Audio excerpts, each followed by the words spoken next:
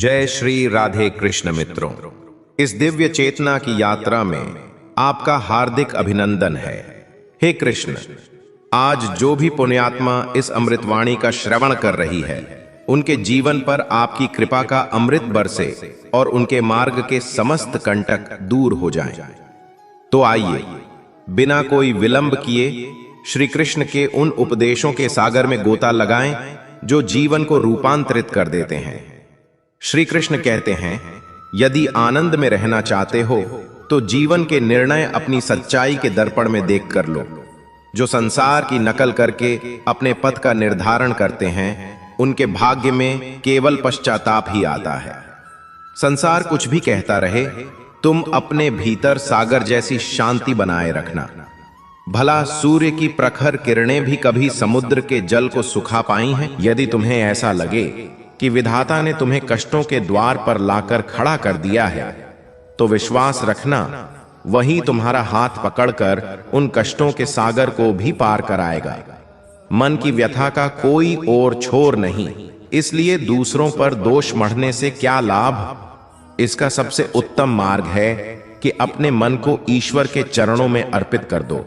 जैसे ही तुम परमात्मा से जुड़ते हो, तुम्हारे भीतर आनंद, शांति, धैर्य, प्रेम और एक नवीन ऊर्जा का कमल खिलने लगता है और तुम्हारा मन पीड़ा के बंधन से कैसे मुक्त हो जाता है, तुम्हें इसका आभास तक नहीं होता।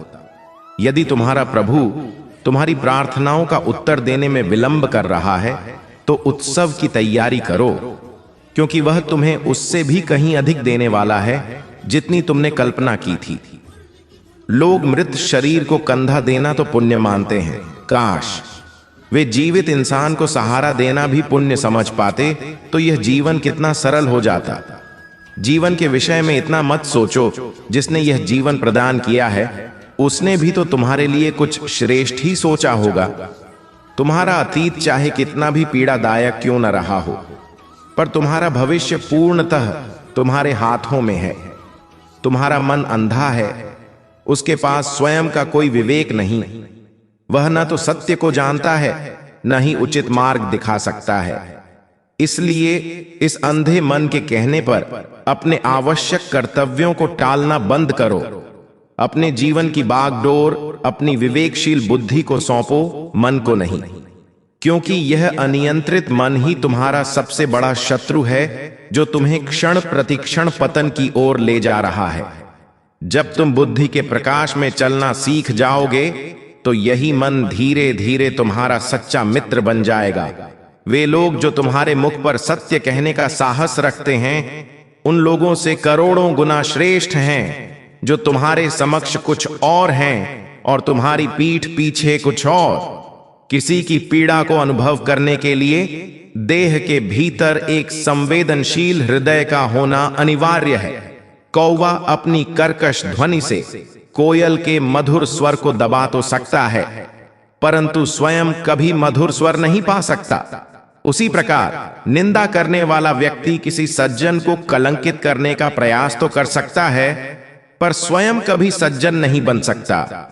यदि तुम अकेले हो तो इसे एक वरदान समझो, क्योंकि परमात्मा ने तुम्हें स्वयं को निखारने और आत्मचिंतन के लिए कुछ अतिरिक्त समय प्रदान किया है। एकांत के आनंद को जीना सीखो, क्योंकि कोई भी सदा के लिए तुम्हारा साथी नहीं रहेगा। समय की एक सबसे सुंदर आदत है, वह कैसा भी हो बीत ही जाता है। एक सफल व्यक्ति प्रसन्न रहे या न रहे, किंतु एक प्रसन्न रहने वाला व्यक्ति एक दिन सफल अवश्य होता है। जब जीवन में सुख हो तो परमात्मा को भूलना मत, और जब दुख आए तो परमात्मा पर विश्वास रखना। लोग तो केवल रंग बदलते हैं, मेरा मुरली वाला तो पूरा वक्त ही बदल देता है। मनुष्य का जीवन उसके कर्मों की ही एक प्रतिध्वनि है। जैसे उसके कर्म होते हैं, वैसा ही उसका जीवन आकार लेता है। तुमने जो किया है वह तुम्हारे समक्ष अवश्य आएगा, क्योंकि कर्म किसी के सगे नहीं होते। यह जीवन अद्भुत है, कभी हंसाता है तो कभी रुलाता है, परंतु जो व्यक्ति जीवन के इस मेले में भी मुस्कुराता रहता है, जीवन उसी के समक्ष नतमस्तक होता है। कुछ खोकर उसे फिर से पाने का आनंद ही कुछ और है। अश्रुओं के बाद मुस्कान का सौंदर्य ही कुछ और है। पराजय तो जीवन यात्रा का एक पड़ाव है, परंतु हार कर फिर से जीतने का उत्साह ही कुछ और है। श्रेष्ठ बनने के लिए किसी की प्रतिलिपि बनने की आवश्यकता नहीं। तुम स्वयं इतने श्रेष्ठ बनो कि संसार तुम्हारी नकल करने लगे। यह कहना कि जीवन एक बार मिलता है एक भ्रम है। मृत्यु केवल एक बार आती है। जीवन तो हमें हर प्रातः काल एक नए अवसर के रूप में मिलता है। जिस दिन तुम अपनी मुस्कुराहट के स्वामी स्वयं बन जाओगे, उस दिन तुम्हें कोई रुला नहीं सकेगा। यदि कोई तुमसे कुछ मांगे तो उसे दे दिया करो, क्योंकि विधाता ने तुम्हें देने वालों की पंक्ति में रखा है, मांगने वालों की नहीं।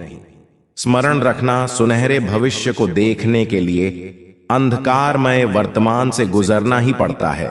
सेवा सबकी करो, पर अपेक्षा किसी से न रखो, क्योंकि तुम्हारी निस्वार्थ सेवा का सच्चा मूल्य केवल परमात्मा ही चुकाता है। अपनी दृष्टि सदैव उस लक्ष्य पर रखो जिसे तुम पाना चाहते हो, उस पर नहीं जिसे तुम खो चुके हो। अन्न और जल के दान से बड़ा कोई दान नहीं, और माता पिता की सेवा से बड़ी कोई देव पूजा नहीं।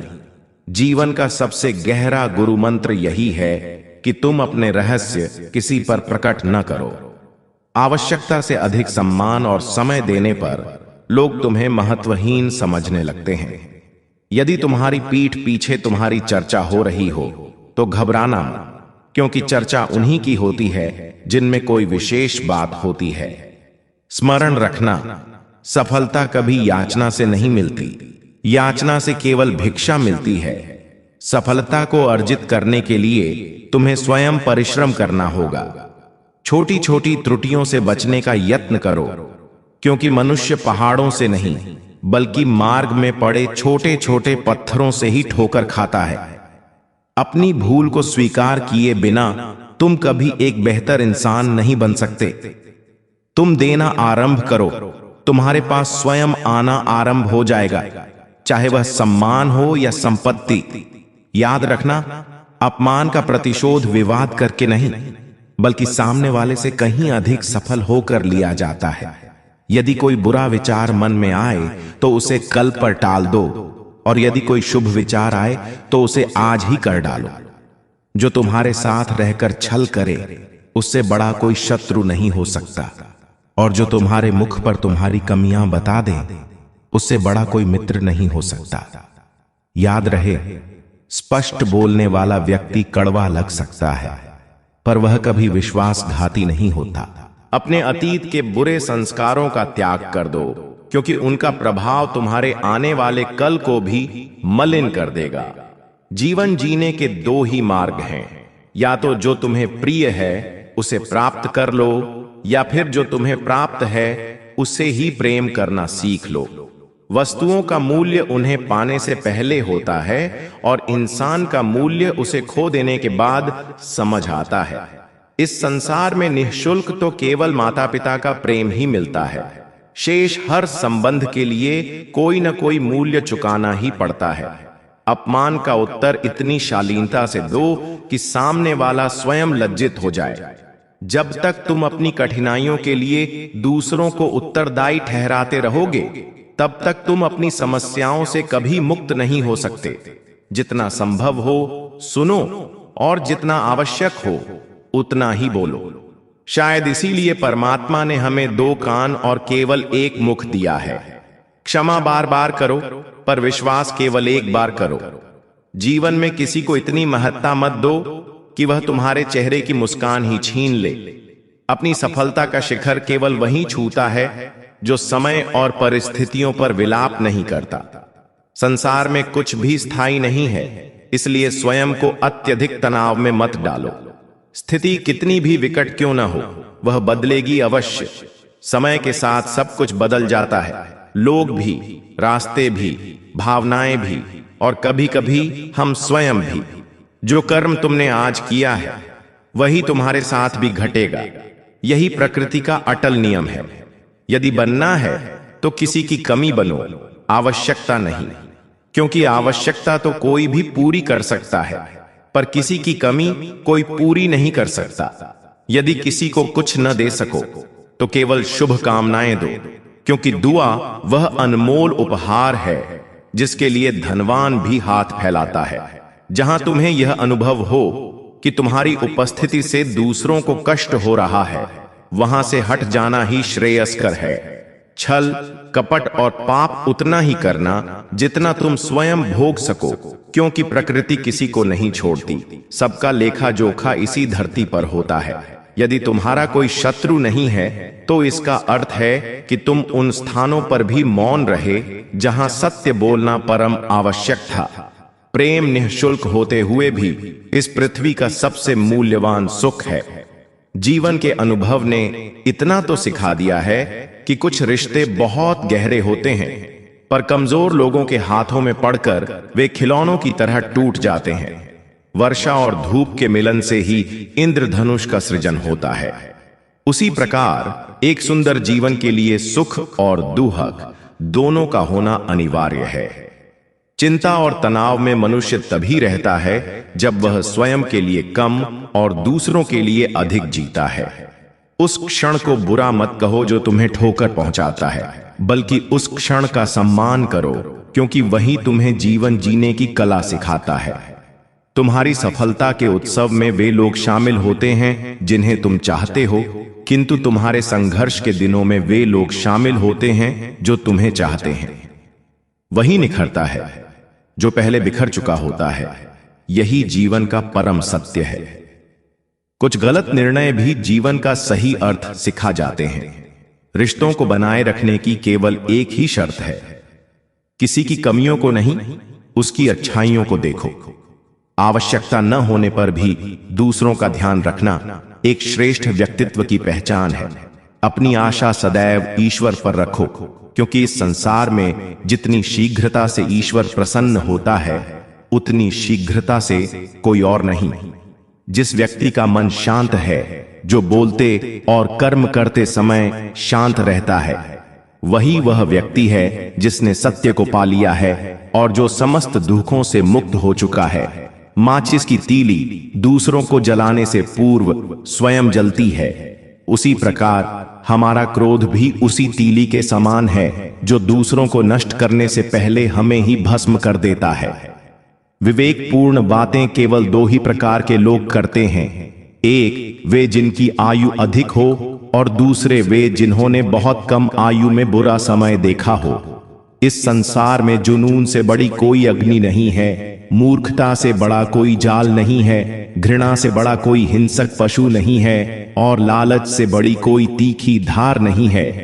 जीवन में 36 गुण नहीं, केवल 4 चाहिए: उत्तम व्यवहार, पवित्र नियत, नेक हृदय और ईमानदारी। जिस दिन तुम यह जान जाओगे कि तुम्हारे अतिरिक्त इस संसार में तुम्हारा कोई और नहीं, उसी दिन से तुम्हारे वास्तविक जीवन का आरंभ हो जाएगा। अत्यधिक अपेक्षाओं को विराम दो, मन की शांति स्वतः लौट आएगी। कुछ लोग सदैव मुस्कुराते रहते हैं क्योंकि वे जानते हैं कि उनकी पीड़ा को समझने वाला कोई नहीं है। यदि किसी से कह भी दिया तो वह केवल उपहास ही करेगा। जो दूसरों का अधिकार और उनकी प्रसन्नता छीन लेता है, उसके अपने सुख की आयु बहुत छोटी होती है। रिश्ते निभाने के लिए अत्यधिक विनम्रता चाहिए। छल कपट से तो केवल महाभारत रची जाती है। सदैव वह कार्य करो जो उचित है, वह नहीं जो सरल है। निर्धनता और अभाव का सिखाया हुआ पाठ मनुष्य को भीतर से बदलने पर विवश कर देता है। जिस प्रकार तुम